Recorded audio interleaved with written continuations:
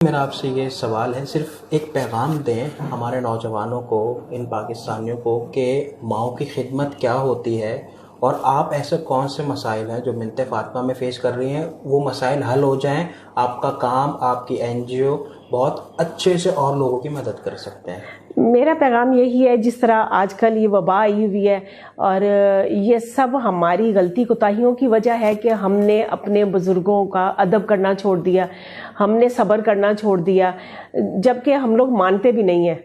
हम लोग बिल्कुल इस चीज़ को नहीं मानते। ये अल्लाह की तरफ से है। वजह यही है क्योंकि दुआएं जो है ना, वो दुआएं बहुत असर करती हैं। हमने अपनी दुआएं अपने घरों से दूर कर दी हुई हैं।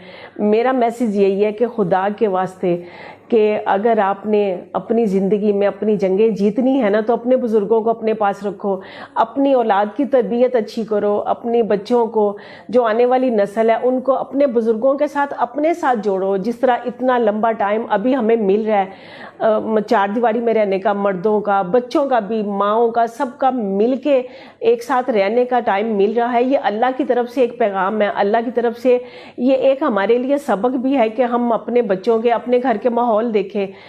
रोटी तो चल रही है, कोई भूखा कोई नहीं सुना, कोरोने से लोग मर रहे हैं, लेकिन खुराक से कोई नहीं मरा। कभी को खबर नहीं आई कि किसी को कुछ नहीं मिला। हालांकि निचले तबके वालों को पहले से ज्यादा अच्छा सब कुछ मिल रहा है, गवर्नमेंट मुहैया कर रही है, अल्लाह की तरफ से उनको मिल रहा है। लेकिन ज्यादा टाइम और ज्यादा जो हमारे लिए सबक है वो ये है कि चार दीवारी में रह के अपने बच्चों की तरबियत अच्छी करो, अपने बच्चों को समझो, अपनी बीवियों को समझो, अपने माँ बाप को समझो, उनकी इज्जत करो। जिस तरह बच्चों को बर्दाश्त करते हो, इस तरह अपने बुजुर्गों को, अपने माँ बाप को भी बर्दाश्त करो। ये समझ के कि इन्होंने हमें बर्दाश्त किया था। फिर आप देखना कि घर घर से जन्नत निकलेगी और जन्नत की खुशबुएं निकलेंगी। दूसरी बात ये कि हमें किन किन चीज़ों का मसला है। हमें सबसे पहले ना अपनी छत का मसला है। मैंने कभी किसी से कुछ नहीं मांगा, मैं कहती हूँ मैं अपने अल्लाह से मांगती हूँ, लेकिन मेरी मजबूरी है अब ये ना, क्योंकि माएँ ज़्यादा हो गई हैं मेरे पास और मेरे पास अपनी छत नहीं है। हमें रेंट की सूरत में बहुत बड़ी एक साल में अमाउंट देनी पड़ती है, जो कि आपकी सोच से भी ज़्यादा है। तो प्लीज़ अगर कोई साहिब तौफीक है जो देना चाहता है तो हमें घर दे, क्योंकि पैसा इकट्ठा करने में बहुत टाइम लगेगा। मैं मांगने नहीं जाती।